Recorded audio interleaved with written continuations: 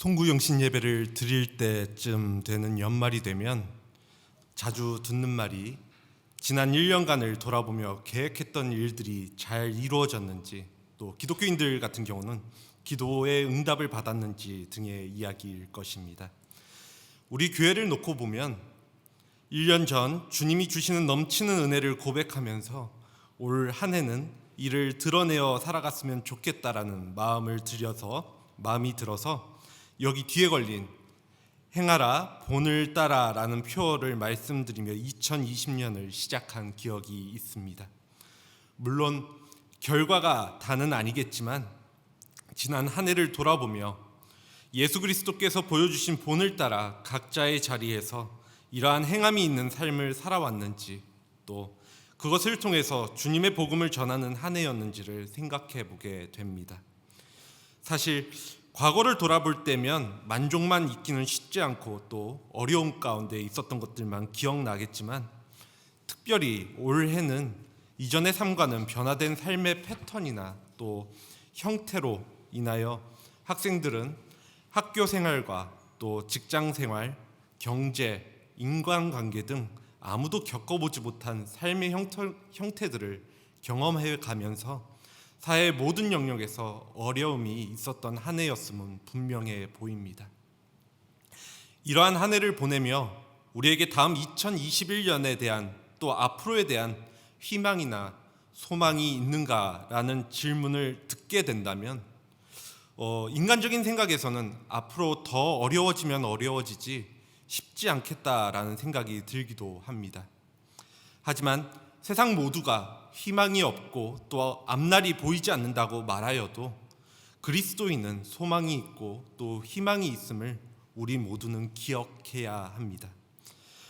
오늘 우리는 시편 23편 말씀을 통하여서 어려운 상황들 속에서도 그러함에도 불구하고 하나님 안에서 소망을 노래했던 다윗을 바라보게 됩니다. 그리고 하나님께 속한 그리스도인인 우리 역시도 어떠한 상황과 또 어려움과 상황들 가운데서도 하나님과 함께함으로 주시는 소망과 희망이 있음에 대하여 함께 나누는 시간 갖고자 합니다. 오늘 본문인 시편 23편은 성경에서 나오는 시편 중에서 우리가 가장 많이 들어보았기도 하고 또 유명하기도 하며 많은 사람들이 사랑하는 시로 손꼽힙니다. 아마 여기 함께 하시는 분들도 많이 들어본 말씀이고 또 좋아하는 구절로 선택하시는 분들도 있으실 것입니다. 사람들이 왜 시편 23편을 유독 좋아하는가에 대해서 생각해 보면 많은 이유가 있겠지만, 우리가 익히 알고 있는 시편 23편이라는 찬양과 연관하여서 외우기도 좋고 또 짧으면서도 그 안에 어려움 가운데 주시는 여호와 하나님의 인도하심과 또 소망에 대한 메시지가 담겨 있기 때문일 것입니다. 또 다른 한편으로는 다윗의 신앙 고백이기도 한 본문이 나의 신앙 고백, 또 나 자신의 신앙 고백이 되어지기를 바라는 바람도 있을 것입니다. 시편 23편을 보면 한 흐름처럼 보이는 시처럼 보여지지만 이를 조금 더 들여다보면 다윗의 세 가지 신앙 고백이 등장합니다. 이를 요약하면 여호와는 저의 목자가 되십니다. 그래서 저는 부족함이 없습니다. 여호와는 저의 동행자가 되십니다.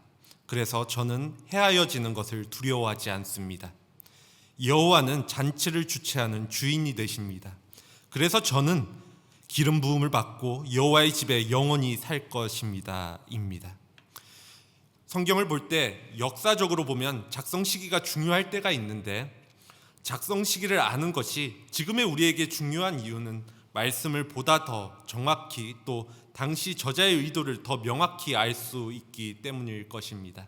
그런데 다윗의 이러한 신앙 고백이 있는 오늘 본문의 배경을 놓고서는 학자들 간에 다윗이 그의 아들 압살롬의 반역 때문에 왕궁에서 쫓겨나 도망자 신세가 되었을 시기에 기록된 것이라는 주장과 다윗이 정치, 경제적으로 왕국의 안정이 이루어진 시기에 지나온 삶을 회고하면서 지었을 것이라는 주장 등 그 작성 시기에 대해서는 일치되어지지 않는 여러 주장이 있습니다.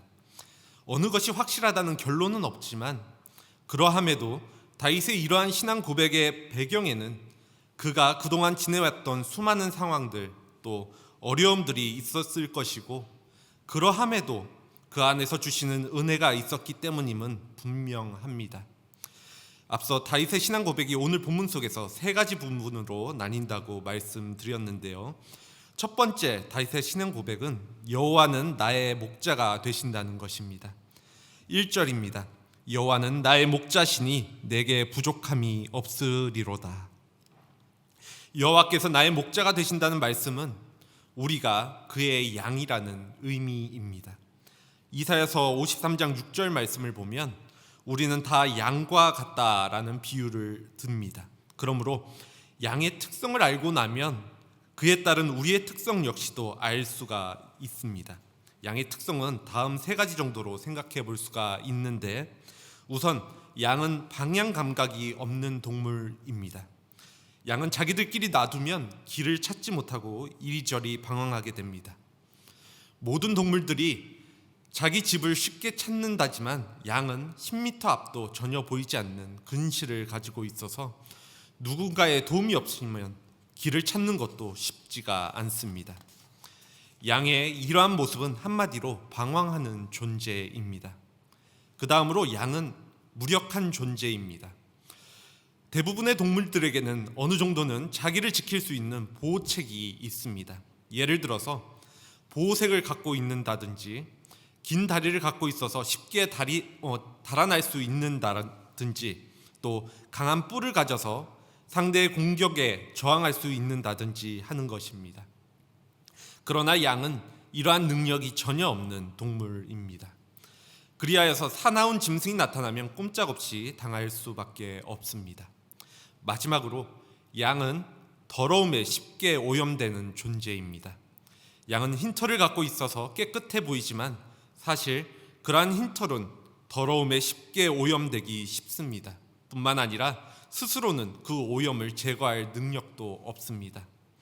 바로 이러한 이유로 양에게는 목자라는 존재가 절대적으로 필요합니다. 양은 목자의 인도를 받을 때 바른 길로 갈 수 있고, 목숨을 노리는 사나운 짐승으로부터 보호받을 수 있으며, 더러움의 오염으로부터 자신을 깨끗하게 할 수 있다라는 것입니다. 우리 역시도 이러한 양들과 다르지 않습니다.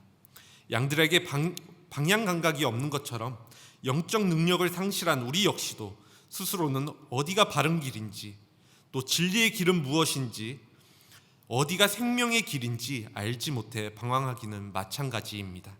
또한 우리들은 지극히 무력한 존재들입니다. 육적으로도 무력한 존재이기는 마찬가지지만 특히나 영적으로 보면 전적으로 무능합니다. 그리하여 자기 스스로는 영혼의 목숨을 노리는 사악한 또 악한 사단으로부터 자신을 지켜낼 수 없습니다.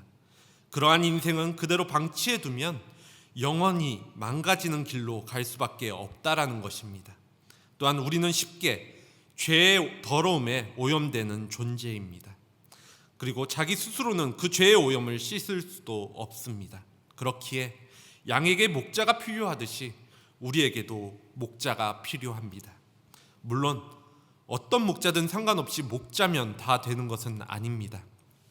성경에서는 목자에 대해서 선한 목자와 사꾼 목자로 구분하여 등장하는 장면이 종종 등장하는데, 양이 또 우리가 풍성한 삶을 누리는 비결은 오직 선한 목자를 만나는 것입니다. 만일 양이 사꾼을 만나면 양의 생명은 그것으로 끝나버리게 되기 때문입니다. 당시 고대 중동 사회에 있었던 목자와 양의 관계를 보면 한 명의 목자가 감당할 수 있는 양 떼의 숫자는 대략 30에서 75마리 정도였다고 합니다. 따라서 많은 양을 가지고 있는 소유주는 고용된 사꾼 목자들의 도움이 절대적으로 필요했습니다. 여기서 목자, 양떼, 소유주의 삼각관계가 형성이 되고, 목자는 양떼의 실제 소유주와 관계 그리고 양떼와의 관계를 모두 고려하면서 양들을 쳤습니다. 유대 광야의 환경에서 또 그 환경이 워낙 황량하고 또 척박하다 보니까 양떼의 주인인 사꾼에게 양떼의 주인이 삭군에게 양을 맡길 때에는 20%의 손실을 각오했다고 합니다.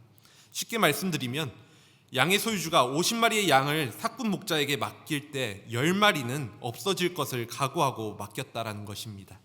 따라서 삭군 목자는 양떼를 모두 내 양처럼 지켜야 할 책임이 없었습니다. 20%의 손실 안에서 모든 것이 용납된 것입니다. 이것이 성경에서 이야기하는 삭군 목자입니다. 그런데 우리 하나님이 어떠한 분이시냐면 잃은 양 한 마리도 가만히 내버려 두지 않으시는 분이십니다. 마태복음 18장 12절에서 24절 말씀입니다. 너희 생각에는 어떠하냐? 만일 어떠한 사람이 양 100마리가 있는데 그중 하나가 길을 잃으면 그 99마리를 산에 두고 가서 길 잃은 양을 찾지 않겠느냐?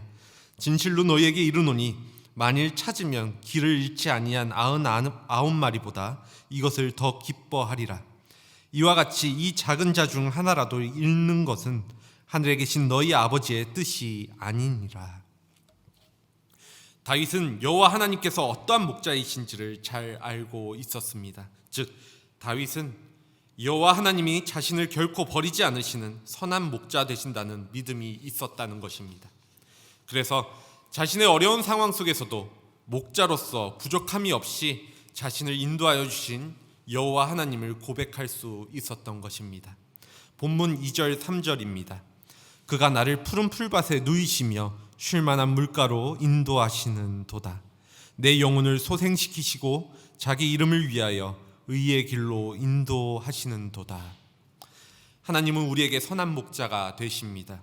그래서 올 한 해 동안도, 다가오는 2021년 한 해 동안도 어려운 상황과 환경이 있더라도 하나님께서는 우리를, 또 우리 가정과 또 교회를 부족함 없이 푸른 풀밭과 쉴만한 물가로 인도해 주실 것입니다. 다윗의 두 번째 신앙 고백은 여호와는 나의 동행자가 되신다는 것입니다. 4절입니다. 내가 사망의 음침한 골짜기로 다닐지라도 해를 두려워하지 않는 것은 주께서 나와 함께 하심이라. 주의 지팡이와 막대기가 나를 안위하시나이다. 앞서 3절에서 등장하는 하나님이 자기 양무리를 인도하시는 의의 길은 반드시 평탄하기만 한 길은 아닐 것입니다. 다윗은 그러한 의의 길 가운데에는 사망의 음침한 골짜기도 있다라고 이야기합니다. 이는 아마도 당시 팔레스타인의 지형상 깊은 골짜기를 지날 때 깊게 드리워지는 그림자를 염두에 둔 표현인 듯 합니다. 이러한 길은 양들에게는 어둠이 두려워지는 공포의 길이 될 수 있습니다. 그러나 목자가 인도하는 이상 양들은 이러한 사망의 음침한 골짜기를 지난다 해도 두려워할 필요가 없습니다. 사나운 짐승들이 나타난다고 해도 목자가 그가 가진 지팡이와 막대기로 그 사나운 짐승들을 쫓아 자기 양들을 안전하게 지킬 것이기 때문입니다. 우리의 삶도 마찬가지입니다. 우리 앞에는 늘 푸른 초장과 쉴만한 물가만이 있는 것은 아닙니다. 더 정확히는 푸른 초장과 쉴만한 물가는 양들이 가야 하는 목적지에 더 가깝습니다. 오히려 그곳을 가기 위한 길은 편안하고 안락한 길이 아닐 수 있다라는 것입니다.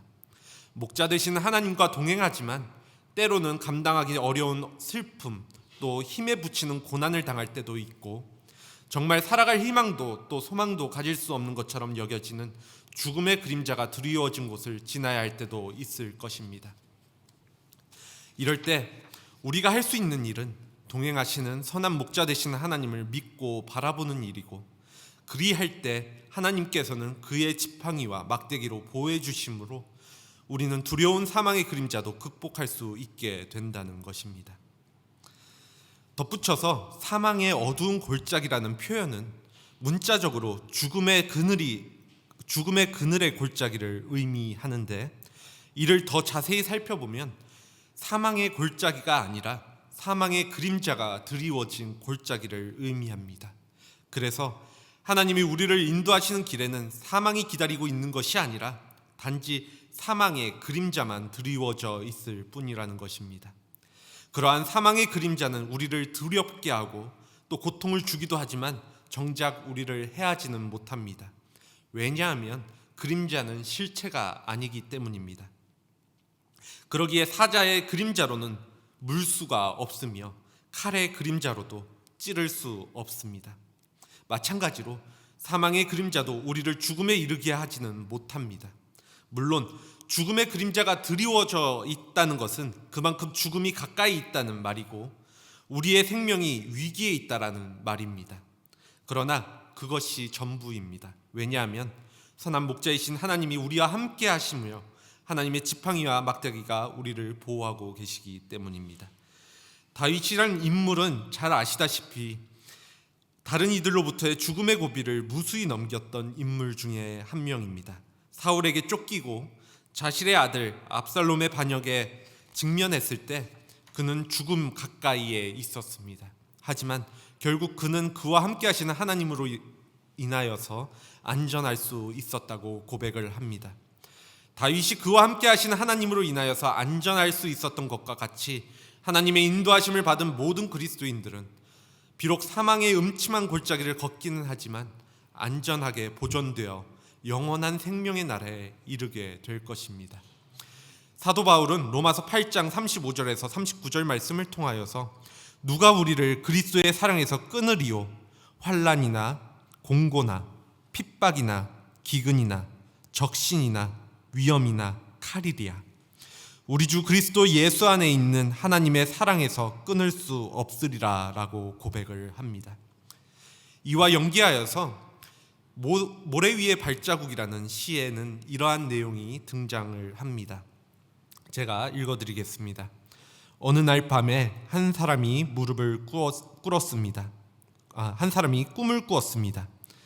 그는 꿈속에서 예수님과 함께 해변을 따라서 걷고 있었습니다. 그때 하늘을 스크린 삼아 그의 지나온 삶의 순간들이 영화처럼 펼쳐졌습니다. 한 장면씩 지날 때마다 그는 모래 위에 난 두 사람의 발자국을 보았습니다. 그 중에 하나는 그의 것이었고 다른 하나는 주님의 발자국이었습니다. 인생의 마지막 장면이 비쳤을 때 그는 모래 위에 길게 펼쳐진 발자국들을 돌아보았습니다.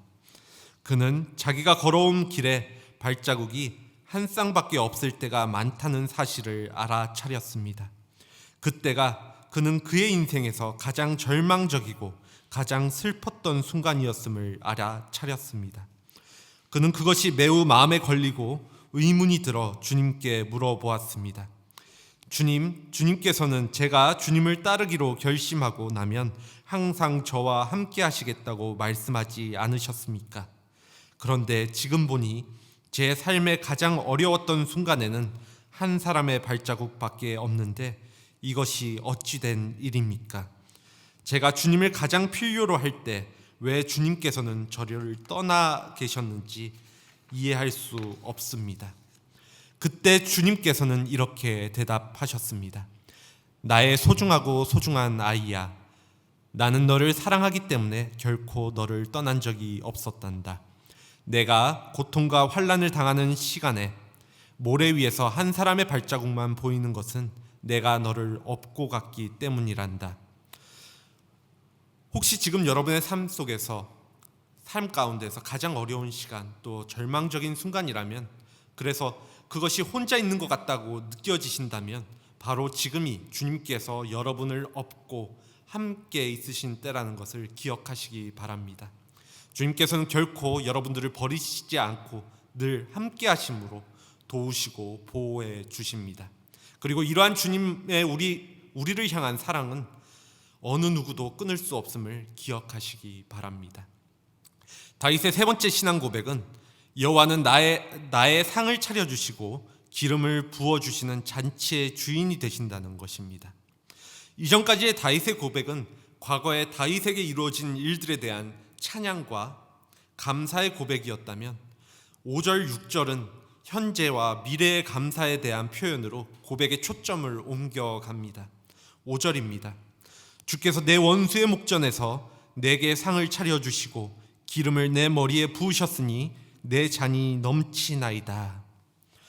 5절에서 내 원수의 목전에서 내게 상을 차려주신다는 것은 지속적으로 끊임없이 다윗을 어렵게 만들었고 또 적대시하였던 이들이 여전히 존재하지만 그들이 목격하는 가운데서 하나님의 예비하신 가운데 다윗으로 하여금 승리의 축제를 누리게 하심을 의미합니다. 또 기름을 내 머리에 부으셨다는 말은 다윗이 매우 존귀한 자로서 대접을 받았음을 묘사해 줍니다. 이는 고대 근동 지역에서 집을 방문한 귀한 손님의 머리에 기름을 바르는 풍습이 있었는데 이는 손님을 향한 주인의 극진한 대접을 의미하기 때문입니다. 하나님께서는 다윗을 부르신 잔치는 하나님의 예비하심과 또 보호하심을 찬양하는 자리입니다. 다윗은 자신의 일생 동안의 경험들을 통하여서 자신의 잔이 차고 넘치는 것과 같이 하나님의 은혜가 너무나도 풍성하고 축복으로 가득 차 있으며 감사가 넘침을 고백하고 있습니다. 이러한 과거의 경험들과 현재의 기쁨은 이제 6절에 와서 미래에 대한 확신으로 넘어갑니다. 6절입니다. 내 평생의 선하심과 인자하심이 반드시 나를 따르리니 내가 여호와의 집에 영원히 살리로라. 나의 평생의 선하심과 인자하심이 반드시 나를 따르니, 선하다는 성경적인 의미는 하나님의 뜻과 목적에 맞는 것을 의미합니다. 또 인자하심은 하나님의 택하신 자들에 대한 변함없는 사랑을 뜻합니다. 즉 다윗의 이러한 하나님의 선하심과 인자하심이 하나님의 뜻과 목적에 맞는 삶과 하나님의 택한 자들에 대한 변함없는 사랑으로 다윗 자신의 삶 가운데 하나님께서 끝까지 역사하실 것을 스스로 고백하고 있는 것입니다. 그렇기 때문에 다윗은 어떠한 상황 가운데서도 염려할 것이 없고 하나님을 바라보고 찬양할 수 있었던 것입니다. 하나님의 보호와 인도 또 공급하심, 원수로부터의 승리를 경험함으로 하나님에 대한 확신이 있는 다윗은 최종적으로 그가 영원히 거하게 될 여호와의 집을 언급하면서 그곳에서 영원히 거할 것을 확신하고 또 다짐합니다. 이는 다윗 자신의 신앙을 고백하는 결단의 표현인 동시에 또 시편 24편의 결론이기도 합니다. 여호와의 집은 공간적인 제한을 받는 특정한 장소의 의미로 국한되기보다는 하나님의 주권 아래에 있는 하나님의 나라를 의미합니다. 그리고 하나님의 주권 아래, 하나님의 통치 아래에 있는 하나님의 나라는 이미 우리 가운데 도래해 있고 또 마지막 날에 완성될 나라를 의미하기에 믿는 자들의 삶의 전 영역을 포함하여서 죽음 이후의 삶까지도 뜻한다는 것입니다. 즉 여호와의 집에 영원히 살겠다는 다윗의 다짐은 믿음의 사람으로 하나님과 더 깊은 관계를 끊이지 않고 영원토록 가지고 가겠다라는 다윗의 고백입니다. 5, 6절을 좀 더 쉽게 쉬운 성격으로 다시 제가 봉독해 드리겠습니다. 주께서 원수들이 보는 앞에서 내게 식탁을 차려 주십니다. 그리고 주님께서 내 머리 위에 향기로운 기름을 바르시며 내 잔이 넘치도록 가득 채워 주십니다. 여호와의 선하심과 사랑하심이 내가 죽는 날까지 나와 함께 하실 것이 틀림없습니다. 이제 나는 여호와의 집에서 영원히 살 것입니다.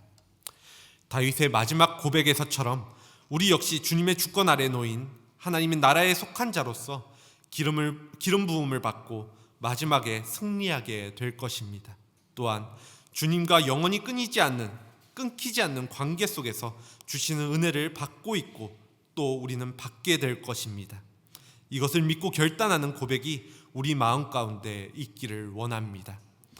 말씀을 정리합니다. 이제 1시간 정도가 더 있으면 2021년이 다가옵니다. 한 해가 마무리되고 또 한 해가 시작되는 송구 영신 예배를 드릴 때마다 저 개인적으로 느끼는 것이 한 가지가 있는데 그것은 하나님을 바라보고 그 은혜를 고백하며 또 감사하며 살기에도 우리의 인생이 너무나도 짧다라는 것입니다. 1년 전 이곳에서 송구영신 예배를 드리면서 말씀을 나눈 것이 엊그제 같은데 이러한 일들이 지나고 나니까 벌써 1년이 지나버렸고 또 이러한 이유로 하루하루를 하나님께 감사와 찬양의 고백을 드리지 않았던 자신을 바라보게 됩니다. 다윗은 어려운 상황들을 겪어나가면서 그 안에서 주시는 하나님의 은혜를 경험하였습니다. 그리고 그 가운데서 여호와 하나님께 감사와 찬양의 신앙 고백을 드렸습니다. 오늘 이 다윗의 고백이 여러분들에게는 어떻게 다가오십니까? 단순히 성경에 기록된 대단한 인물의 고백으로만 느껴지십니까? 이러한 하나님의 보호하심과 인도하심은 다윗에게만 해당하는 일이 아니라 하나님을 믿고 의뢰하는 그의 모든 백성에게 해당되는 일입니다. 즉, 우리 역시도 그러한 일의 주인공이라는 사실입니다. 우리를 향한 하나님의 사랑은 영원히 변하지 않을 것이며, 하나님은 당신의 선하신 뜻과 목적에 따라 목자로서 양과 같은 우리를 선한 길로 인도하시고 보호하시며 지켜주실 것입니다. 이 놀라운 사실을 우리는 기억하여야 합니다. 이 사실을 믿고 이것이 우리의 신앙 고백이 되어질 때 우리는 다윗과 같이 두려움 없이 하나님을 섬기며 당당하게 이 세상을 살아갈 수 있을 것입니다. 그리고 어떠한 대적들의 공격과 위협 또 어려움 앞에서도 흔들리지 않는 신앙을 가지게 될 것입니다.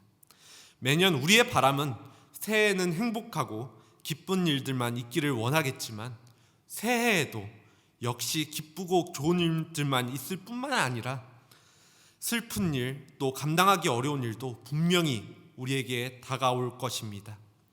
그러함에도 불구하고 이 자리에 함께하는 모든 분들이 새해를 기대하고 또 소망하며 한 해 동안 어떠한 환난과 어려움을 만나더라도 지금까지 나를 보호해 주시고 또 인도해 주셨던 하나님을 끝까지 신뢰하고 동행함으로 여호와는 나의 목자가 되신다, 여호와는 나의 동행자가 되신다, 여호와는 나를 향한 잔치의 주인이 되신다는 다윗의 신앙 고백을 우리의 신앙 고백으로 고백하고 또 결단할 수 있게 되어지는 한 해가 되어지길 원합니다.